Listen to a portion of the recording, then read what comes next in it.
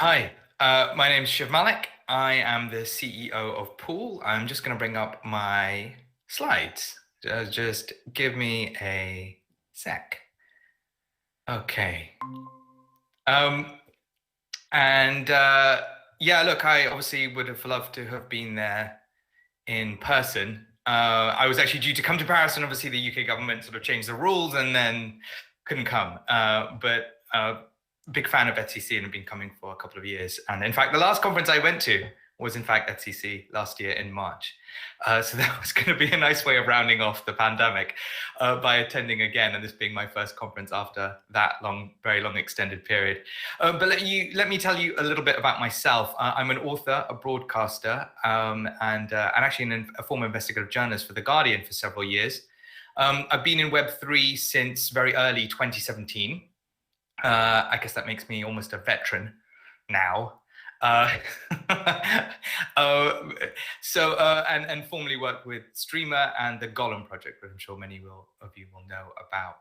I recently started Pool to enable this vision, which you can see on your screen, which is data controlled by those who create it.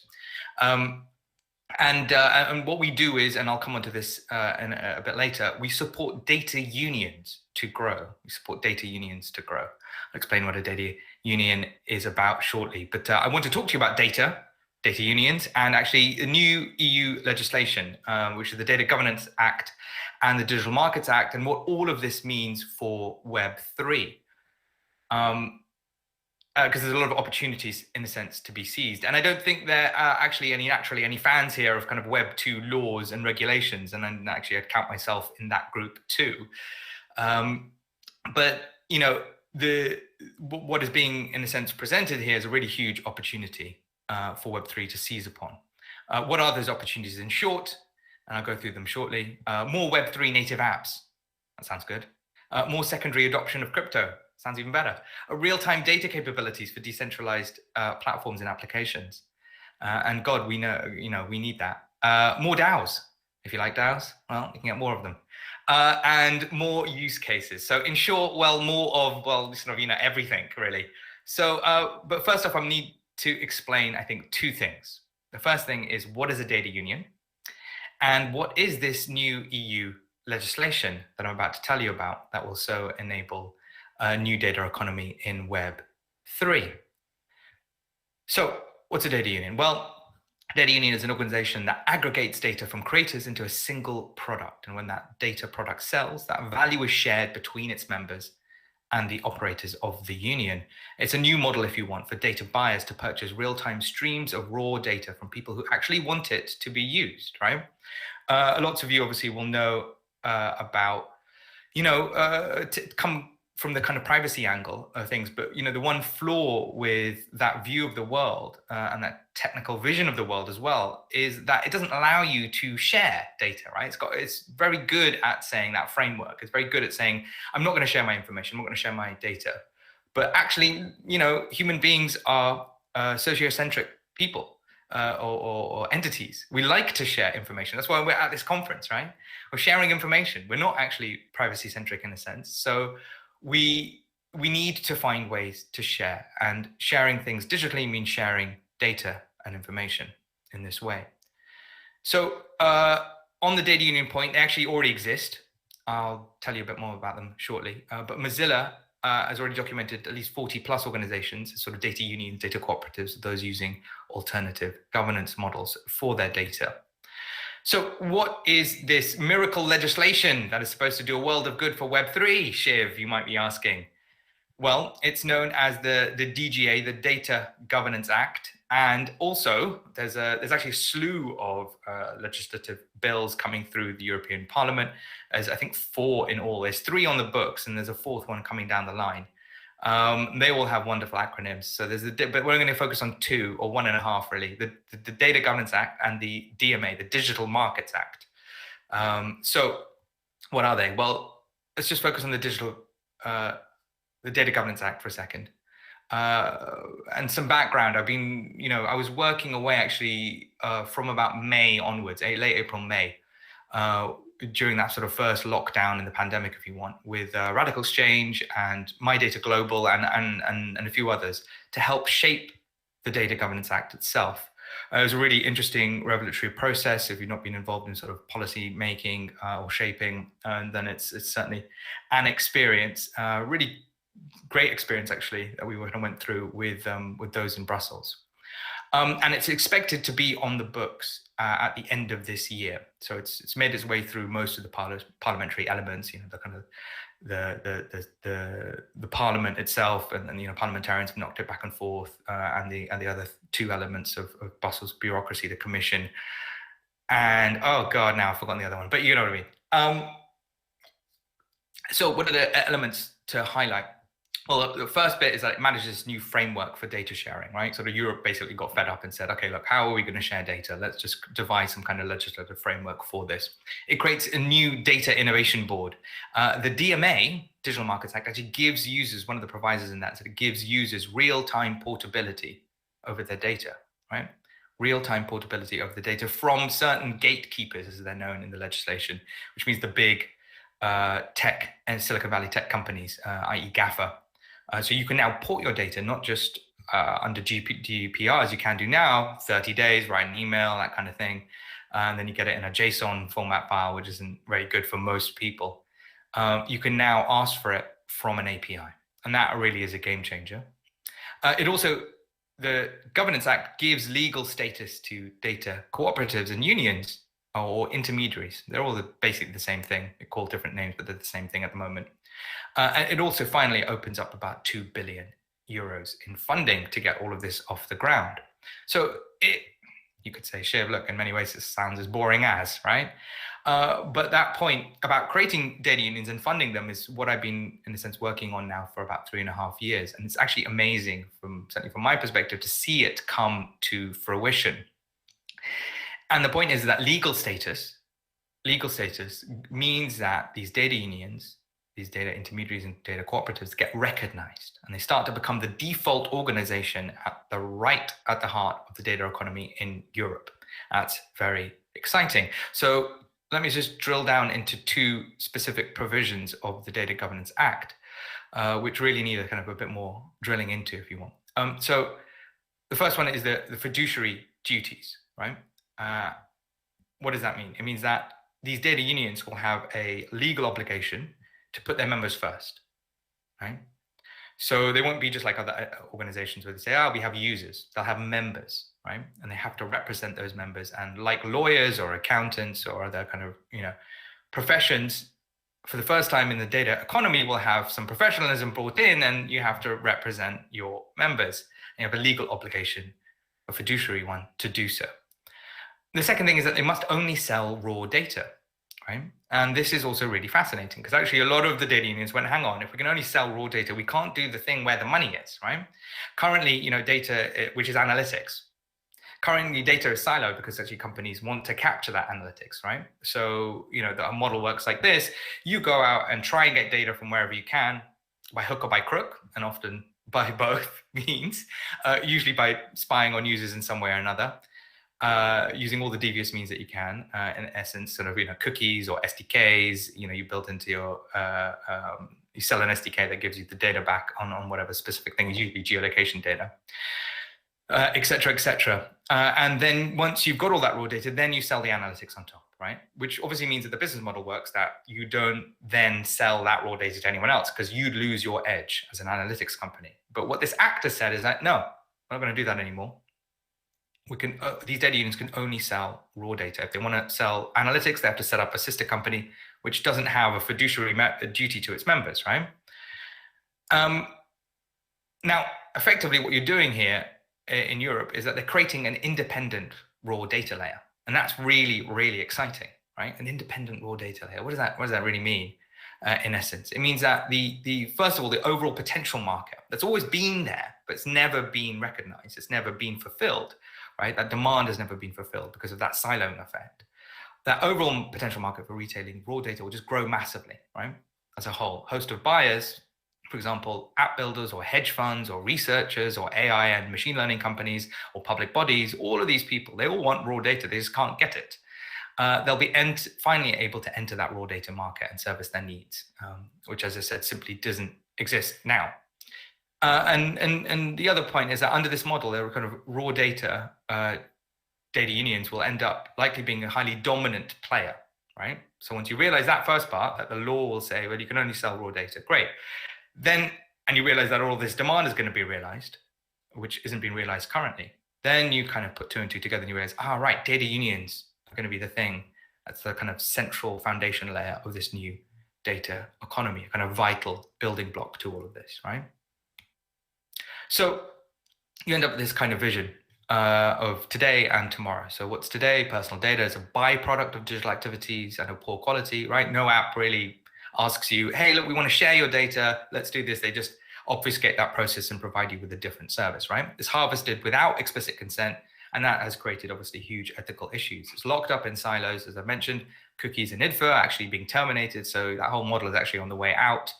Or IDFA has been revised, right?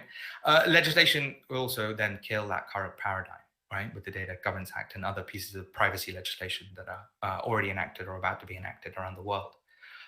What does tomorrow's vision look like? Well, you have a new regulatory framework that creates trusted data brokering organizations, right? And that independent raw data market for personal data.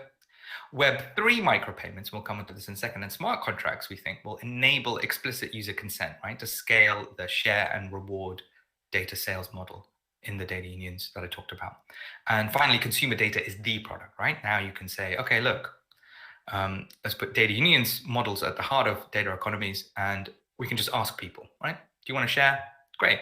If you do, that's excellent. We'll reward you for that. And because we've got a fiduciary duty to you, you are the customer that we provide value to, in essence, right? Okay, so what does all of this mean for Web3, right? You got a flavor of that with the micropayment stuff, but like, surely it's more than that, Shiv, otherwise you wouldn't be giving this talk. And why do we, in a sense, care about the legislation? And if you want, what has legislation ever done for us, right? In the crypto community, you might ask that question. Well, there's that outlook in crypto, and actually I agree with it, that legislation is at best a distraction, and at worst it's actually actively hostile roadblock to crypto, right? It's sort of challenging that power of a decentralized future. But, legislative machines aren't all one beast. They have contradictory aspects to them. It's wrong to think that it's sort of a single monolith with one objective in mind. You get good legislation and bad legislation. And this happens to be, I think, quite good for Web3. Why? Well, and it's also, as I said, it's on the table, it's due to be passed. So either way, how does Web3 utilize it, right? What are the new opportunities? Well, the first one is more Web3 native apps. Second, more DAOs. Third, more secondary adoption of crypto, more unsiloed data, and that means actually giving real-time capabilities for decentralized platforms and more use cases. So I want to go through these now one by one. Okay, let's talk about more dApps, more apps, more dApps, more Web3 apps. We actually have data unions being built and scaled right now, right? So if you don't know about them, then you should, because they're in our ecosystem. And they're very exciting and interesting, fascinating entities. Obviously something I've been working on for many years, so maybe I would say that, but I think they are the next hot thing, if you want. After DeFi, after NFTs, this is where we go next. Some are not quite Web3 native and have transitioned into adopting tokens, right? So then they start to become a bit sort of Web3 kind of, interoperable at least. And others are in fact Web3 native, and I would put Swash in that category. So let me just go through each one. Well, GeoDB, some of you might know actually the GeoDB crew. They've turned up at conferences before. They do geolocation, and they're actually trying to expand their business model to do other what's known as FMCG, fast-moving consumer goods, i.e. integrating people taking pictures of their receipts and then using that, matching that with geolocation data, right? Kind of interesting. But again, basic data union, share your information, we will pay you. They have their own token. They did a token raise as well, if I'm not mistaken, but they've certainly got funding of 2.4 million just on the equity side and a regular traditional raise. They've got about 200,000 users. And their total addressable market in the geolocation space is about 11 billion. So they've got a long way to go, but there's a lot of pie to eat in essence, even if it doesn't grow. Tap My Data did a token sale back in, I think, late December, early January. They do general consumer data. They try to use GDPR rules to get static files on, and then, if users want, they obviously are there to then send off for those files and put them into a kind of data wallet, if you want, which is then shared with people if they also then consent to that. They've got about funding of around 1 million plus. They've got about 9,000 users last time I looked. Again, the total addressable market for their kind of information is about 1.5 billion. And finally, Swash. Swash is a browser plugin. So the other two are kind of mobile apps. Swash is a browser plugin. It does browser analytics, right? So it does essentially what Google already does. It collects on you kind of all cookies, except that this time around, it's your journey that's being tracked and you want it to be the case and you get paid for that, right? They've got about 60,000 users now. 60,000 users. That's pretty big for Web3, obviously pretty small for Web2. But they're scaling on a shoestring, which is fascinating watching that. They've got $750,000 in funding, but they're doing a big raise at the moment. And that's, they want to raise tens of millions on that. And again, their total addressable market is about 4.4 billion, potentially even higher when they start integrating other things into that browser analytics journey. So these are the consumer-facing apps. And as I said, within some cases, they've got tens of thousands of members. And it's actually not simply a replication of what's already there in Web 2, right? Everyone's like, oh, just make Uber in Web 3, right? Decentralized Uber, decentralized Airbnb. This is actually a different set of use cases. Web 2 can't really replicate this. And that's very exciting. And why can't Web 2 replicate this? Well, it's Web 3 that's enabling this with micropayments, right? Specific, I think, through the two platforms that can do this very well. Layer 2 solutions are XDAI and Matic. Because you need to be able to, in order to share revenue with people, the best way to do it is to scale with Web 3 micropayments, right? Rather than using the fiat banking system, which isn't scalable, and the charges are too high for those micropayments. But new features will also, that are being built now with all these things, utilizing more interesting aspects of Web3's developing tech set, if you want. For example, bonding curves for paying users who join earlier more rather than the ones who join later, right? All fascinating stuff. So legislation will supercharge all of this. So it'll put kind of DUs, as I said, right at the heart of this new data economy, DUs being data unions. And I predict that most of them actually will all be, in essence, Web3 native because of that scalability problem or solution that you find with Web3. Okay, data unions is DAOs, right? This is also interesting. Do you need a data union to be run in a centralized way? No, you don't. It's got a really clear revenue model, sell more data, make more money. I think that's pretty helpful for a DAO, right? Just sets the mission straight. It's inherently a cooperative institution, right? So it isn't, it's there to service its members. Its members are part inherently of supplying value because of sharing their data, right? Without them, there's nothing there. So I think that also requires obviously good governance. I think that also sort of sets the framework for a DAO. And it's probably not a pure DAO. In the sense that it's just a website that you turn up at in essence, or just a platform, and everything's just done through there without people carrying out work, right? And anyway, the notions of DAOs being pure DAOs now, I think, have been really refined, and you realize, you're going to have task allocation and people actually doing work, right? And actually, the involvement of most people will be pretty limited, but it's sort of like a mutual or insurance mutual, if you want. I think those are the kinds of DAOs that would be data unions, DU DAOs, if you want, DAOs, to coin a phrase, will succeed at. Third thing, more secondary adoption of crypto, right? That's always a good thing. Sounds like a good thing. Data unions increase the numbers of people with access to crypto, right? In a really interesting way, because you don't need to buy this. You don't need to go on an exchange and KYC yourself and credit cards and passports and all that other shit, right? It's really simple. You just share your data and you get paid because you're already doing work, right? Or you download a browser plugin, right? You're sharing your data through your browser, great, you get paid, you get crypto. Small amounts of crypto, but you're in, right? You're in. And once you've already got lots of people, 60,000 in case of Swash, right, with small amounts of like a couple of dollars worth of crypto, great. Then what can you do with that? And I think this is where it gets really interesting. So that's why the picture of the Wall Street Journal is there. Because, you know, with my old sort of media hat on, I can see this is a perfect secondary use case, right? Unlocking paywalls. No one likes paywalls, right? No one likes the demand that you have to pay £15 or $15 or $20 a month or whatever it is to subscribe to read one article. I don't want to subscribe to anything for a whole month just to read one article. Maybe it's 4 over the month, right? But that's not a great trade-off. I just want to pay for the article. Great. If I've got small amounts of crypto already there, because I've already been given it, because I'm already doing work, digitally speaking, great. I can see how this all gets enabled off of data unions, right? So to start with the right premise, join a data union, get access to this kind of micropayments world. That's great.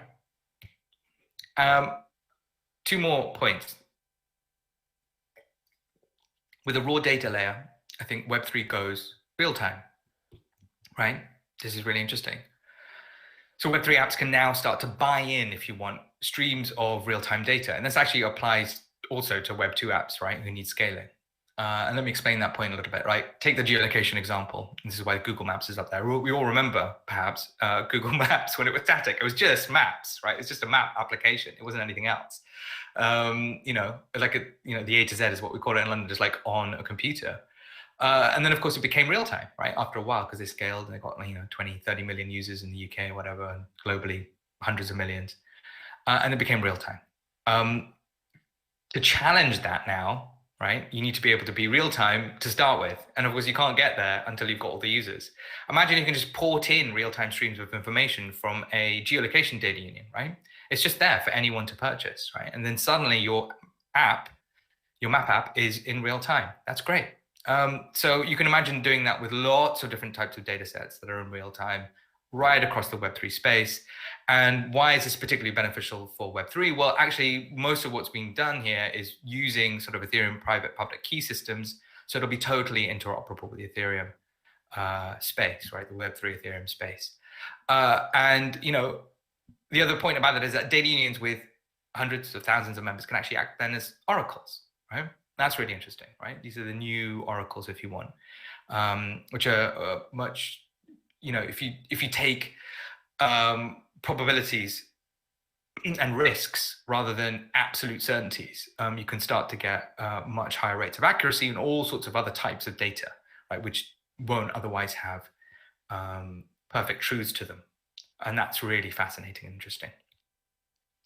And obviously, everyone knows we need oracles to power lots of decentralized applications otherwise, because you don't want truths being centralized as they are currently. So last point, before perhaps explaining a bit of what Paul is doing and then moving to questions. So data unions and DeFi. Let me explain a little bit about that. So let me give this example of unbanks, right? And I think this is perhaps, out of all the things I've spoken about, the most interesting example. Unbanks is actually a startup working off of the Streamer platform at the moment, and it's a data union with a PSD2 license, right? So it's an open banking license. It's not too difficult to obtain one of those things, and it pulls their financial transaction data, people's transaction data in real time. Actually, there's a Belgic example of this. Belgian, sorry, God, it's too late. It's too hot where I am in London. A Belgian example of this, which is Cake. So they do the same thing as well. Now, imagine having all of that financial transaction data, except you're using, a Web3 based system, you're using Ethereum private public keys, and you're now storing it, right? Let's say in a personal data vault as well. Right, so you're sending your stream off to the data union, and that gets aggregated. There's privacy controls. That's great. You take that same stream with the privacy controls attached or kind of modified through that schema, and you store it in your own little vault, right? Imagine if you're adding in all sorts of other things into there as well, like your browsing analytics from Swash, right? So you've got your own personal replica of all the data union data that you're sending off, or you also keep a copy of it in your own little personal data vault, PDV. Great. That becomes really fascinating. So it becomes one way of solving for sovereign identity, right? Because what is your sovereign identity if not your digital footprint, right? In many ways. Great. It also becomes another way of then interacting with DeFi, right? So you've got your financial transaction data, great. You can get good credit sampling from that, can't you? Right? And then if you opt in, then you can get your credit checked, but also you can get issuance from a DeFi platform in seconds, right? That platform can go, all right, we can lend you money because this is what your financial status and your credit rating is. That is really fascinating, right? That's the next big move in DeFi, right? It's actually lending money to people without them putting in more money to like 150% of what they want to loan as an asset.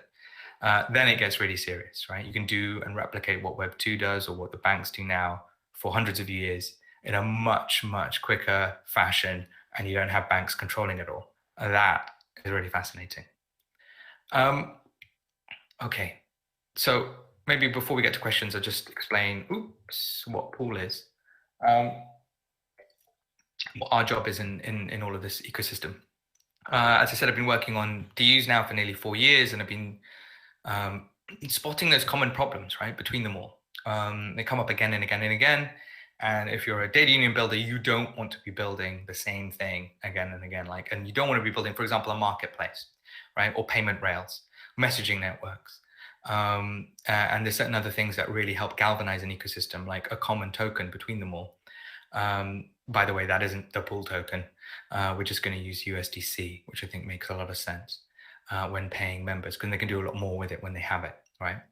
And a common wallet, right, that does discovery for everyone. That's great. That's great. So where pool acts as an infrastructure base layer for data unions and make it easy to manage them on creation through the data aggregation, payment, and engagement, right? And we focus on these 3 areas: creating data unions, managing them with tools, and then also helping to facilitate their trading with a marketplace for data union product discovery, convenient payment, and invoicing capabilities. Here's a bit of an architectural overview. You've got your data union members on the left-hand side.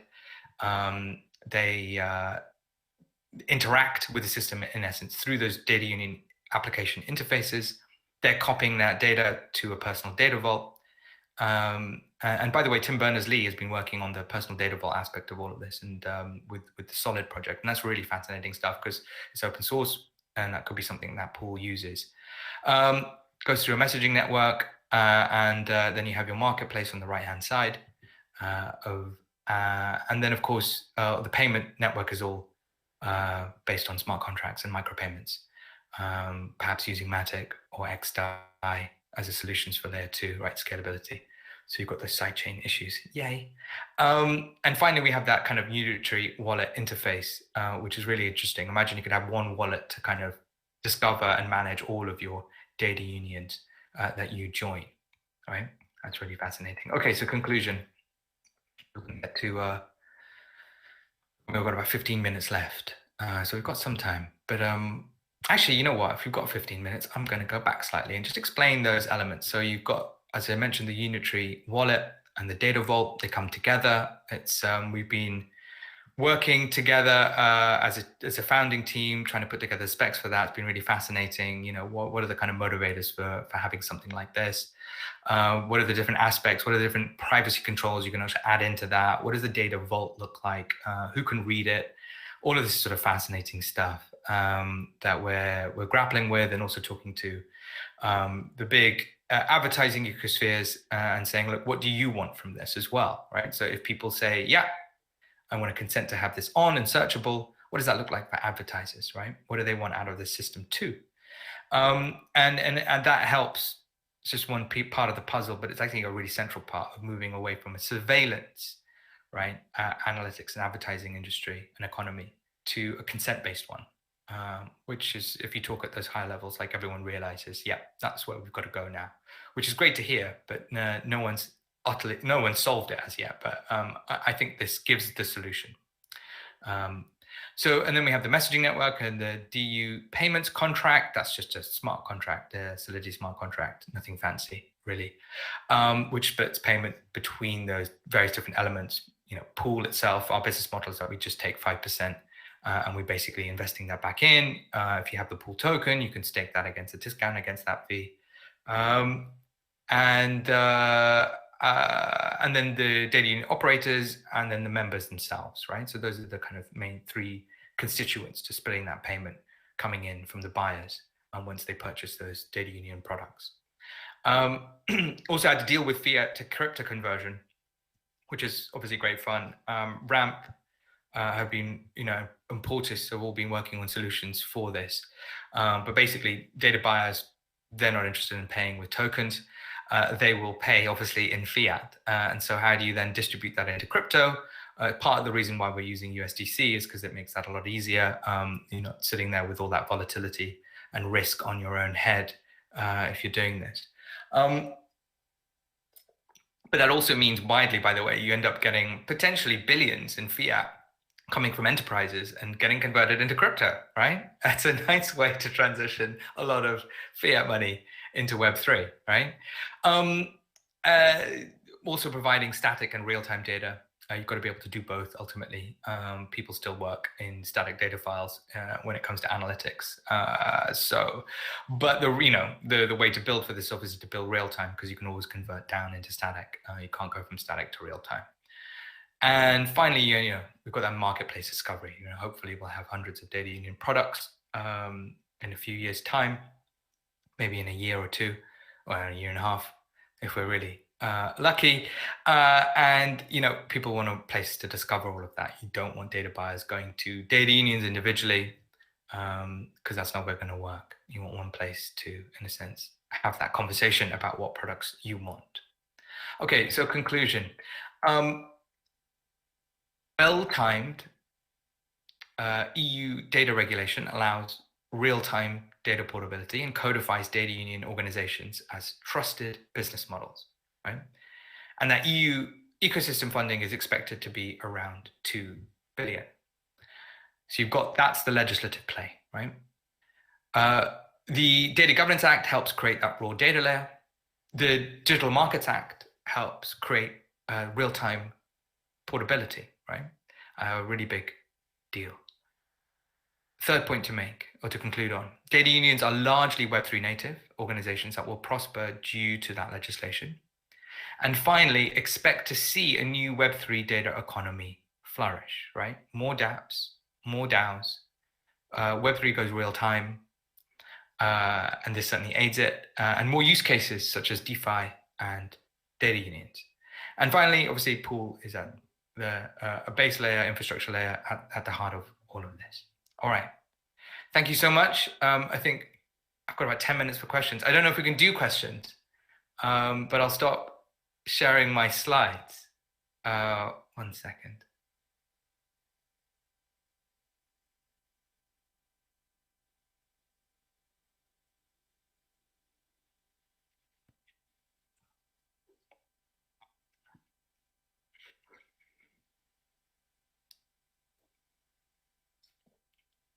It might take a little while. Okay, great.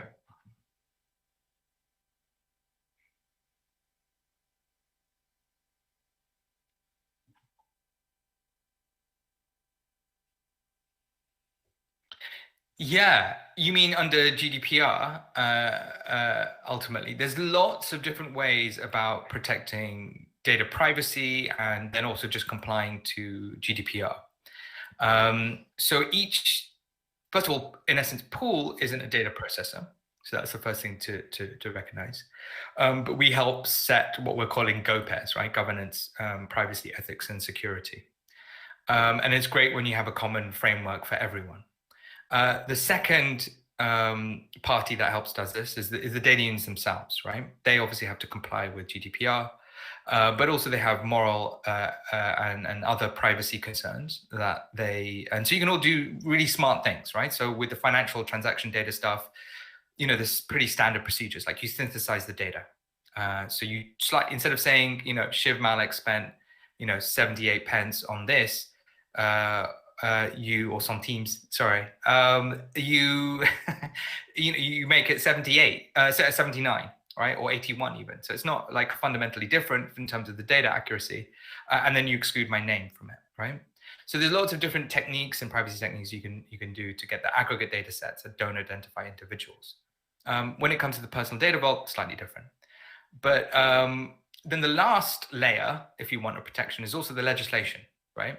And there's the Data Innovation Board, the data, this, and Europe itself, and the regulation that will inevitably follow to govern the practices of data unions. So there's sort of lots of layers in all of that. And I'm glad actually the legislation is coming along as the ecosystem grows, because it stops it being a Wild West. I hope that answers your question. Great.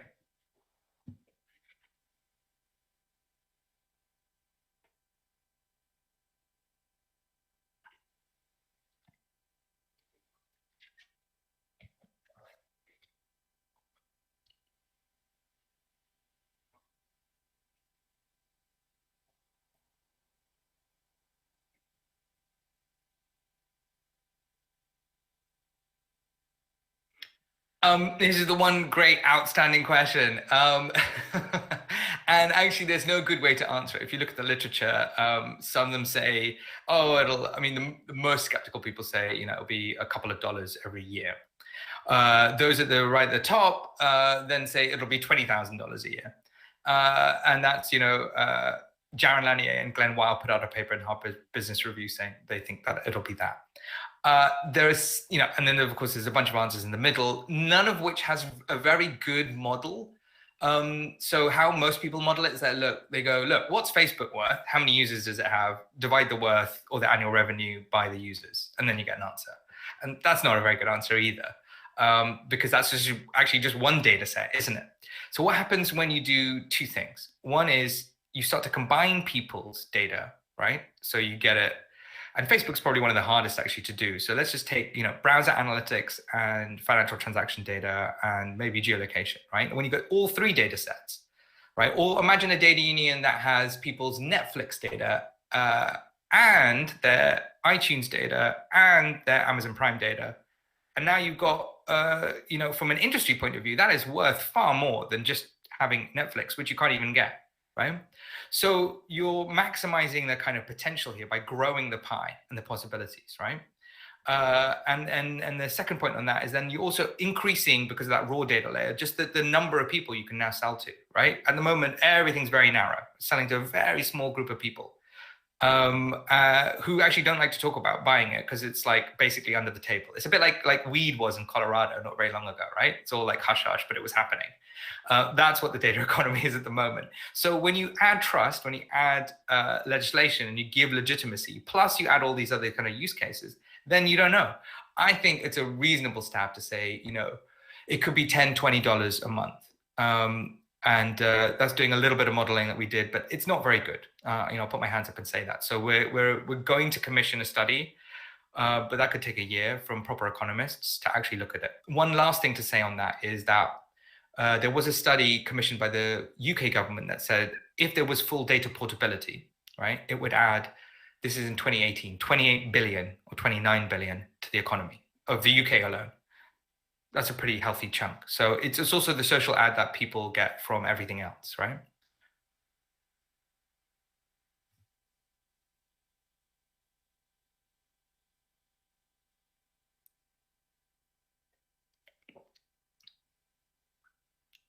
Good. Well, I'm glad I left some time for questions. And look, thank you for everyone for coming. Unless is there another question? Or is that it? Okay. And I can't actually see the room at the moment, but I'm sure it's packed, or maybe there's 4 people there. But I'm really sad that I can't be in Paris myself. I would love to have met you all and done it in person.